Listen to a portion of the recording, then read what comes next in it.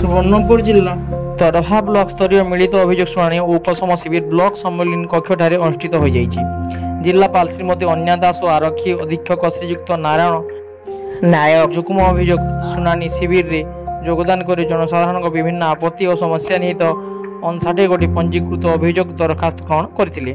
तन्मध्यरु 49 गोटी व्यक्तिगत दरखास्त ग्रहण कराइथिबा बेले 10 गोटी सामूहिक दरखास्त ग्रहण करा जाइछि।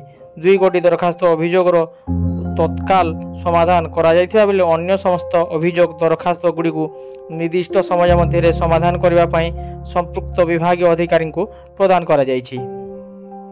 अतिरिक्त गोष्ठी उन्नयन अधिकारी तरभा श्री निरंजन नायक तत्वावधान अनुष्ठित जुग्म अभियोग शुणाणी कार्यक्रम रे अतिरिक्त जिलापाल राजेन्द्र माझी, मुख्य उन्नयन अधिकारी तथा निर्वाही अधिकारी जिला परिषद सुवर्णपुर श्री अश्विनी कुमार मेहर समेत विभिन्न विभाग जिला स्तरीय अधिकारी, निर्वाही अधिकारी, विज्ञापित अंचल परिषद तरभा सह तहसील और ब्लॉक स्तरीय अधिकारी एवं सांबादिक प्रमुख योगदान करथिले।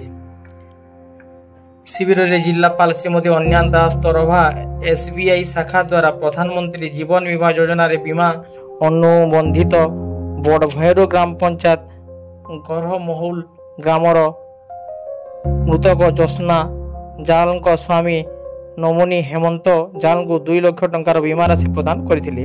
सेहीपरि प्रधानमंत्री सुरक्षा बीमा योजना रे बड़करा ग्राम पंचायत छेमतला ग्रामर मृत अमीय कुमार नाग पिता पहिलमान नाग को मध्य 2 लाख टंकार बीमा राशि प्रदान करा जायथिला।